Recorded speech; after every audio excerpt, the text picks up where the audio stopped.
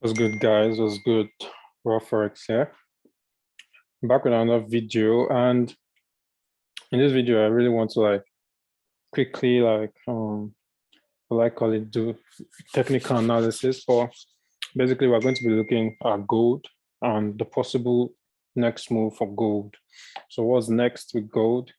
Right now, I'm very bearish on gold, right? My bearish bias is confirmed on gold, right? So we've been seeing price move to the downside. We had this consolidation, right? We're within a range, we're range bound, but within this range, we have supply taking over and we have a lot of demand failures, right? So currently now we're at 1790. We're expecting this demand zone right here at 1790. Now you can go check out my previous video. I'll leave it at the end, demand and supply, where I talked about demand and supply, how to trade using demand and supply, right? So demand and supply is much more effective than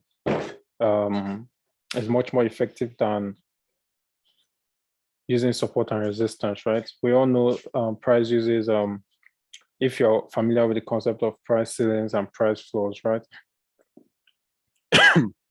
Sorry about that. So price ceiling is basically supply, right? So price doesn't go above it. And a price floor is basically demand, right? So price doesn't go below it, right? So that's what it is.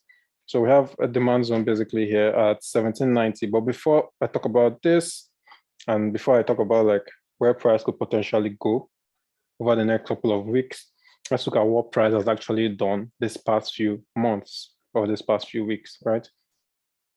So like I said, we're seeing more of supply being respected and demand being broken. So when we see a demand zone, which is a price floor being broken, remember demand is not the same as support. A support level is meant to be broken, right? No support level is going to hold without being broken. Support is not that strong, right? Support zones could have, or support levels could have bounces off of it, but it must surely get broken. But when a demand zone or a supply zone is broken, then we know that price is moving towards that direction, right? Because a demand zone is very powerful. Once a demand zone gets broken, we know that price is going to fall to the next demand zone, right? So to break this down and to show you what I mean, so over the last couple of weeks, right, you can see this supply zone right here. If I flip my chart real quick, it looks like a demand zone, right? Bounce. Price couldn't break below here, right? So this supply zone at 1860, 1870, right, was very strong, very powerful. Even after all the push to the upside, then you see where we had this huge drop from there, right? This huge drop. Price pulled back. Now you can see this candle, right?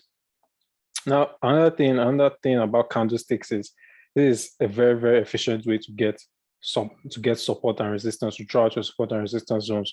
When you have these equal closes on a candlestick, right? Where you have one candlestick and they have equal body closes.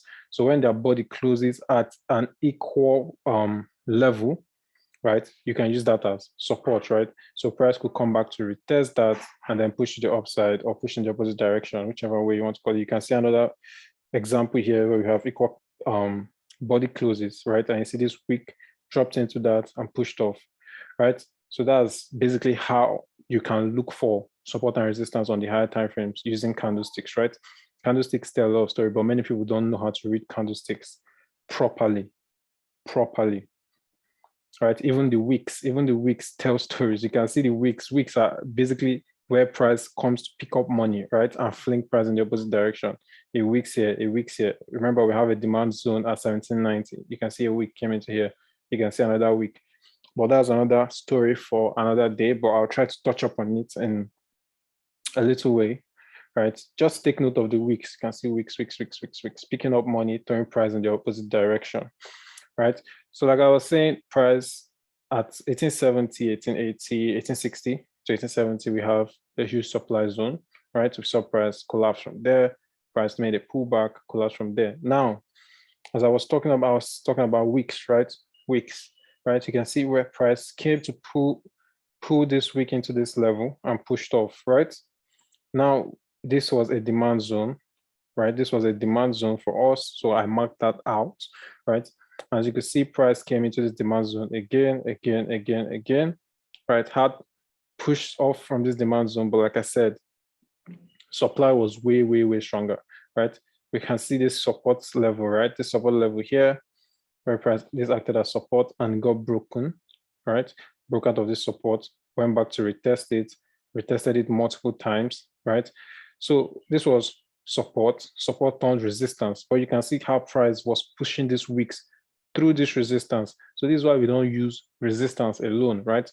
So something I'll just show you is like, let's say, whenever we have a resistance or a supply or a support, right? So if this is resistance, right? One thing you're going to have is, let me use this. So something you're going to see is, you're going to see things like this, right? You're going to see things like this, right? So when price moves through a support or a resistance level, when price moves through a support or resistance level, what it actually does is it comes into a supply level or a supply zone or a demand zone. So there's going to be support or resistance where you're going to have essentially body closes, equal body closes like this. And then what's going to happen is there's going to be a zone for supply or for demand above the support or your resistance level, right? Where wicks are going to come into, right? So wicks are going to move through these levels, but essentially you can have body closes at that level, right? You can see here the body close, equal body closes at this level, but you can see wicks through it. 1, 2, 3, 4, 5, right? So this is why we use support and we use supply and demand instead of support and resistance. Support and resistance is not as powerful as a supply zone, right? It can't even compare, right? Because the supply zone is like the final bus stop, or demand zone is like the final bus stop, right? Price can't move through it except order flow is going in that direction, right? So for a demand zone to be broken like this, you can see how much effort it took, right? Bounced off of here, bounced off of here, bounced off before finally going through, right? So now whenever demand gets broken, it becomes supply, right? So what we expect when we see a demand zone get broken is we expect to see price come back to retest and then continue to the downside, right? That's typically what happens, right? Is how we read price action, right? So unlike support and resistance, right? Look at this for an example of support, right? Price bounced off of here, bounced off of here, bounced off of here, and then got broken. Came here, bounced a bit, but you can see how it pushed through it. For a demand zone, if this was a demand zone and it got broken, price won't be able to push through it this easily, right?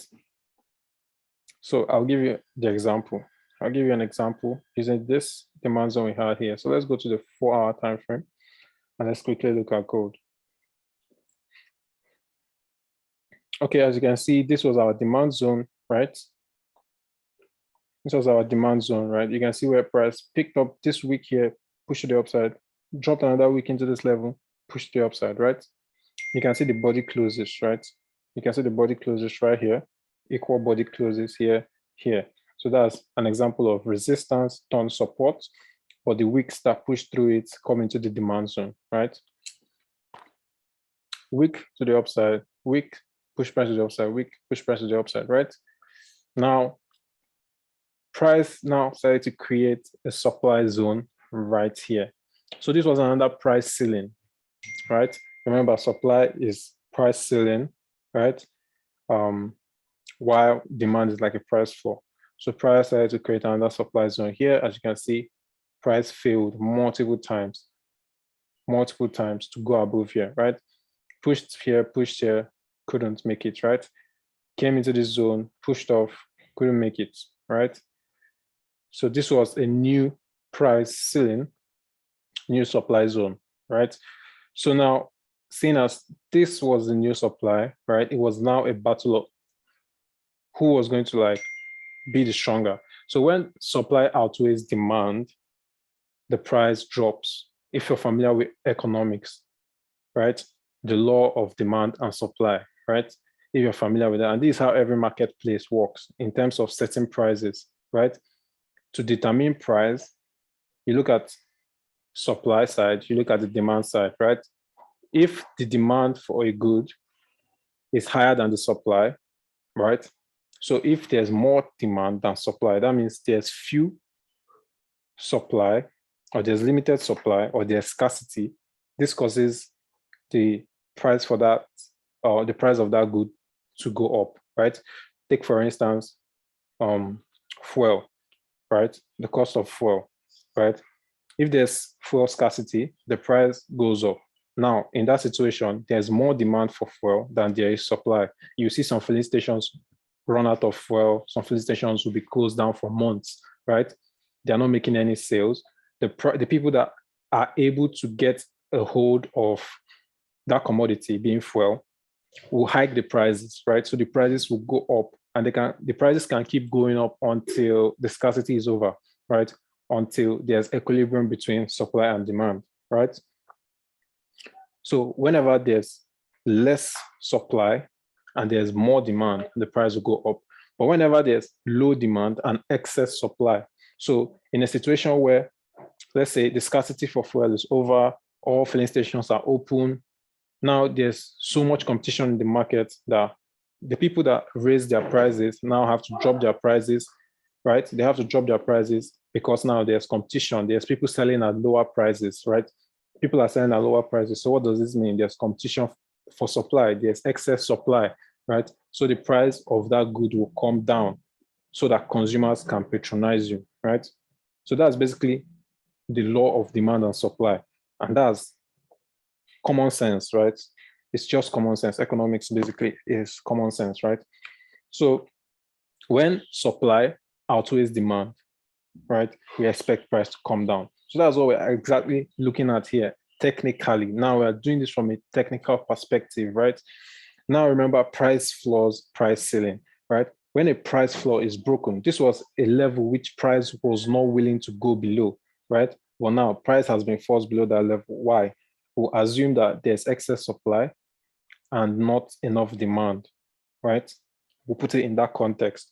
Supply outweighs demand, which means we need to see further bearish price on gold, right? Now we got a breakout. Let me go to the 2-hour time frame real quick. So as you can see, when price broke out of this demand zone, broke below it, you can see where we had this huge push to the upside, right? We had this huge push to the upside. This week came into this high. You can see where the body closed, right? You can see where the body closed, and you can see the next candle. After the body closed here, right below our demand zone, right? But look at where the wick through the wick into this level. Look at here again, look at the equal closes, right? Boom. Resistance, right? Price pushed into that, left the wick. Next candle was bearish, left the wick, and then price came to fill the wick to the downside. So taking this trade, I did take this trade, but I didn't send out a signal, right? And this was a simple trade, right? Into the next demand zone, 1790. Now we're seeing a bounce from 1790. But looking at the overall market structure, right? Now we're looking at the overall market structure. We're seeing supply zones. We're seeing supply zones that are stronger than demand zones right now, right? So at this point, supply still outweighs demand at this point, right? Supply still outweighs demand at this point. So what we are looking for is continued movement to the downside, right? As you can see, we've had a reaction from 1790, and it came into this supply zone, right?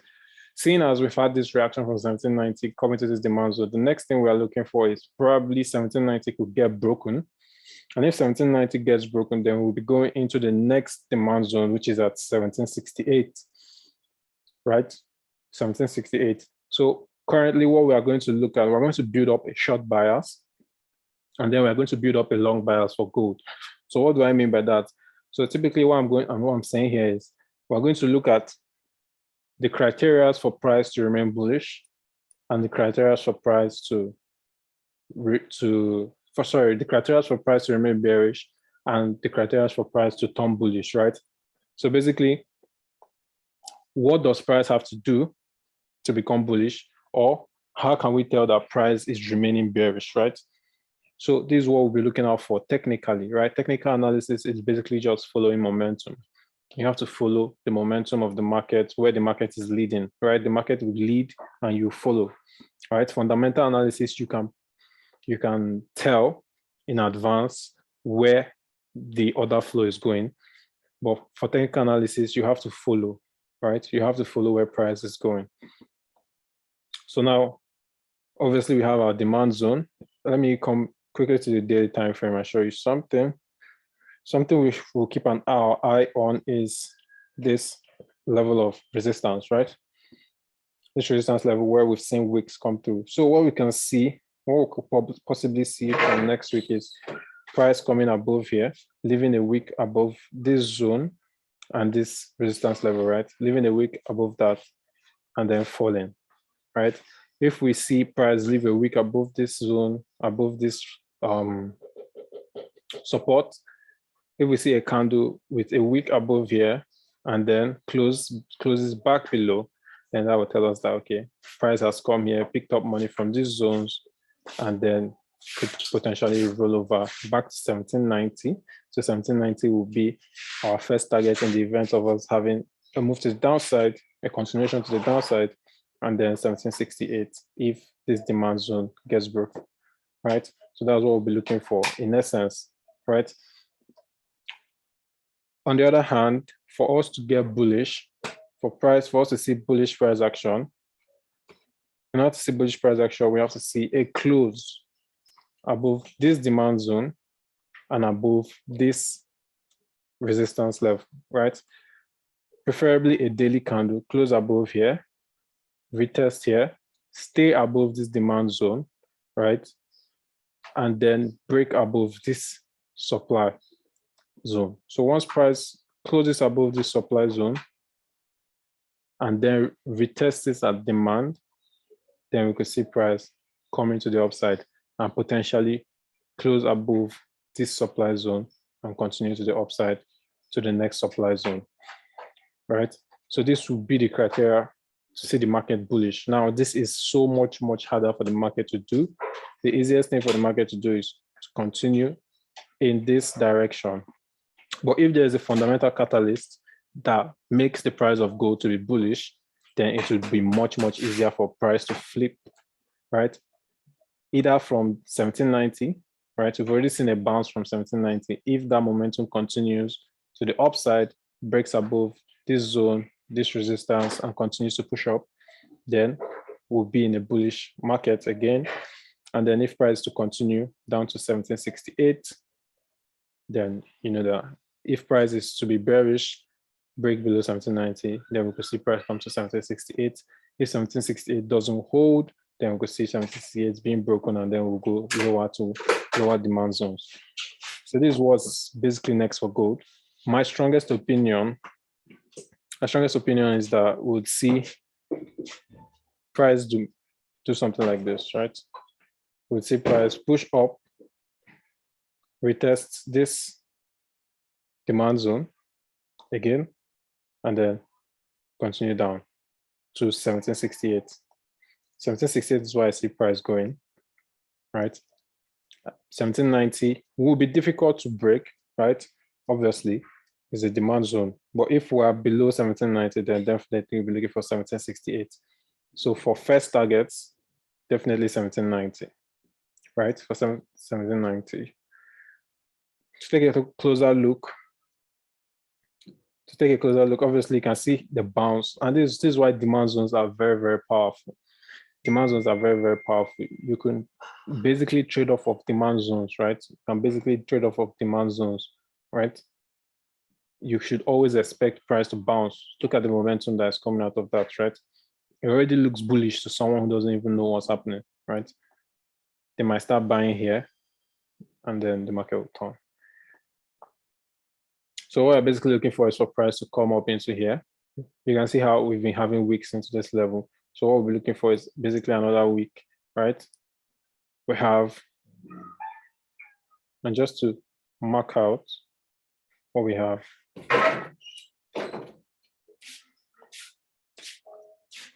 You can see the highs.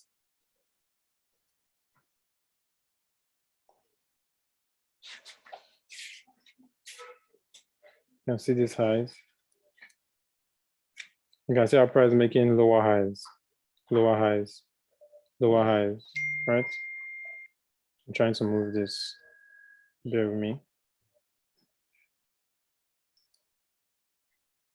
So what we'll be looking for is for price to make another lower high, right? You can see how price continuously makes this lower highs. We'll be expecting price to make another lower high, or yeah, we'll be expecting price to make another lower high, throw a wick into this level, close back, and then we'll be taking shorts into 1790, right? So very, very easy. Very, very easy. This is what we'll be looking for potentially on gold. That's the most likely scenario we're expecting on gold, right? So gold shorts going into next week.